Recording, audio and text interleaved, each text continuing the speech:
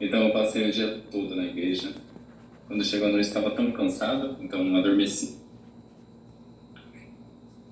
No dia seguinte, mais uma vez, os verdadeiros pais apareceram e falaram: eu escolhi você. Então eu perguntei: mas para onde eu devo ir, né? Para onde eu devo ir?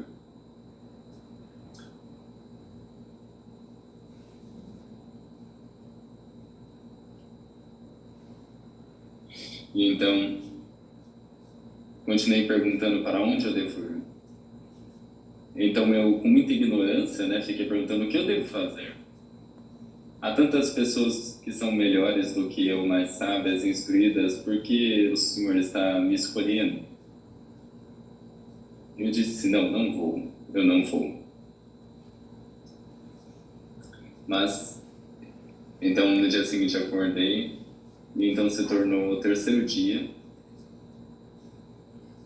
que realmente eu fiquei pensando: nossa, realmente eu estou me rebelando muito perante essa revelação. Mas então, naquele momento, o mesmo fenômeno que o Sr. Joy experimentou veio sobre mim. Então começou uma urticária como eu nunca tive antes por todo o meu corpo. Eu estava em agonia e me coçava e dizia: pare com isso, pare com isso.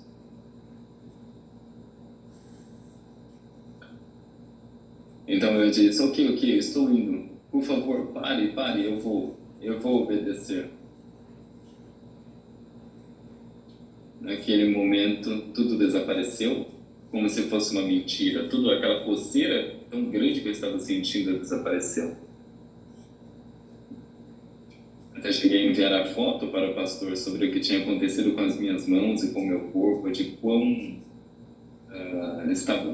estava coçando. Não conseguia dormir de tanta coceira, fiquei ali parado, orando e orando. Então, mais uma vez, veio no meu coração de que eu deveria ir à igreja.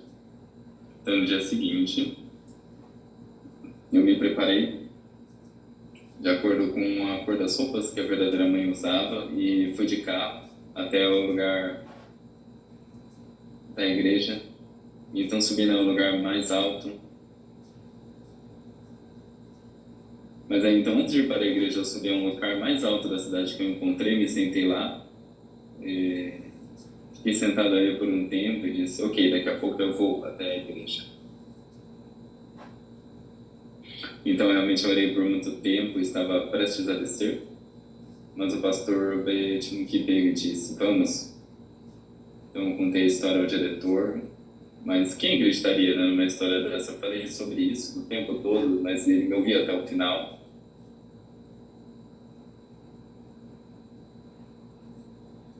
Então, a impressão que eu tive naquele momento foi muito impressionante.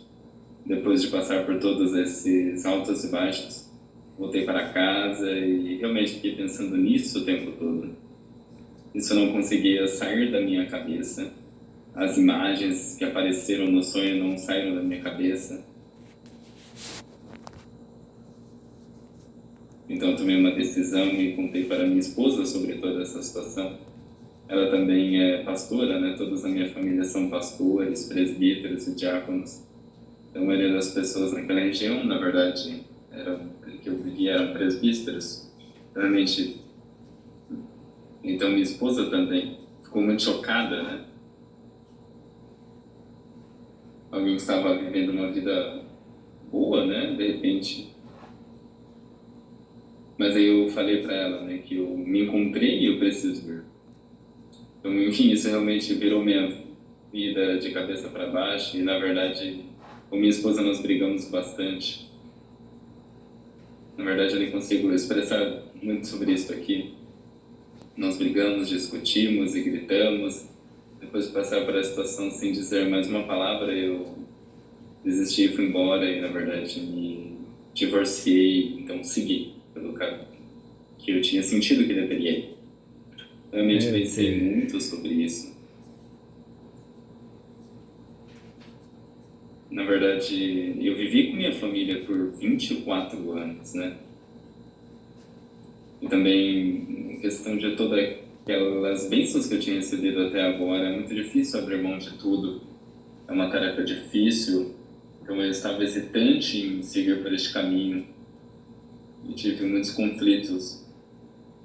Então, na verdade, foram 6 meses até eu conseguir realmente tomar uma decisão definitiva. Good. Vem cá. Então, eu realmente recebi muito estresse e Temporariamente realmente pensei desliga muito aquela sobre como câmera deveria ali, seguir. que ele é Sony. Mas então, pensando, né, nesse momento de conflito, do que eu deveria fazer Isso. ou não, eu lembrei de uma música, uma letra de uma música que eu gostava muito, e essa letra fala: se eu escolher você, o amor chora. E se eu escolher você, o amor chora. Mas então eu tomei uma decisão distinta. Porque se eu me divorciar, claro, essa também não será a vida que a igreja deseja, mas o princípio da unificação é que a igreja trabalha por meio da família, não por meio do divórcio. Portanto, se eu me divorciar, será que eles me aceitarão na igreja? Será que eles vão querer isso? Eu estava pensando nisso. Mas enfim, eu senti que deveria tomar uma decisão. Então eu entrei no carro e só queria ir para um local que era especial para mim, uma espécie de estacionamento, e ficar lá e rezar lá. Então eu voltava para lá continuamente, fazer oração lá silenciosamente. Mais uma vez liguei para o diretor, depois liguei para o pastor Betinqui para receber uma consulta. Então finalmente decidi desistir de tudo e finalmente vir aqui para a igreja. Eu liguei para o diretor e falei que participaria do seminário de 40 dias.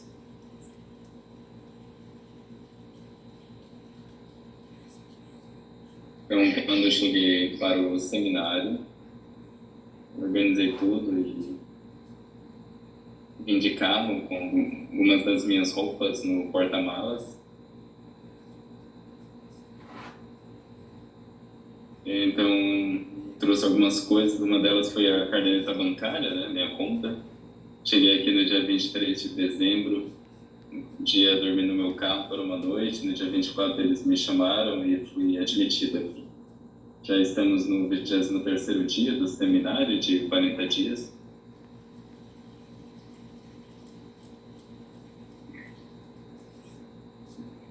Na verdade,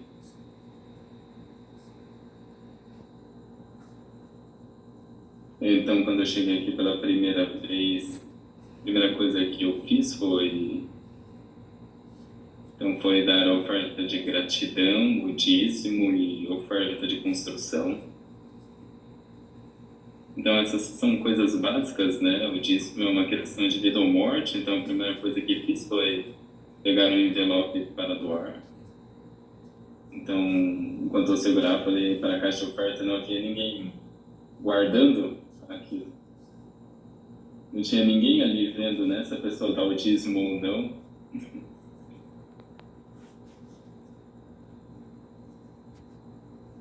Então, na nossa igreja, na verdade, tinha um gráfico, né? Ensinava-se que se doasse, o gráfico sobe, mas aqui não tinha nada disso, né? E também não tinha uma cesta de oferta para arrecadar o dinheiro. Então, realmente, eu achei estranho, né? Como assim? Deveríamos ter uma cesta, né, para arrecadar o dinheiro, mas não tinha. Essas coisas realmente foram interessantes para mim. Enfim, mas eu tinha um monte de ideias erradas. Comecei com a visão do casamento, que eu sempre ensinei lá fora, e me ensinaram que eu era fanático.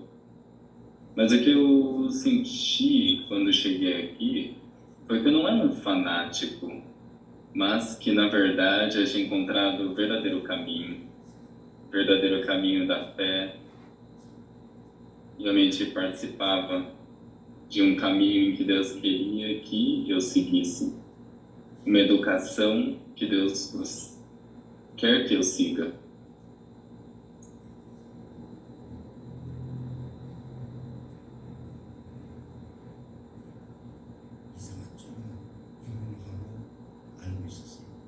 Então, eu, na verdade, antes de vir aqui, pensava que o casamento de vocês era muito estranho, mas eu vindo aqui aprendi melhor sobre o princípio divino e sobre a pureza.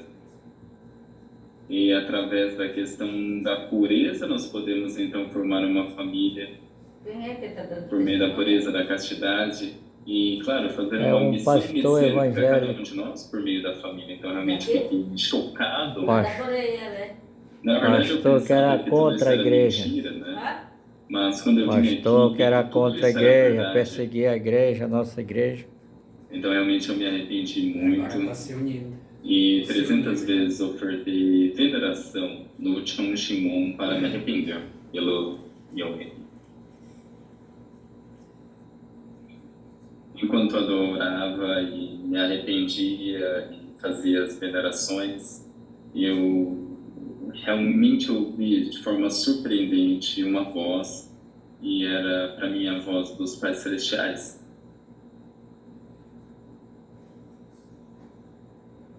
E eu ouvi como se fosse uma música falando: não importa como você viveu, mas sim como você vive. Não vou julgá-lo, nem o condenar, enquanto você viver.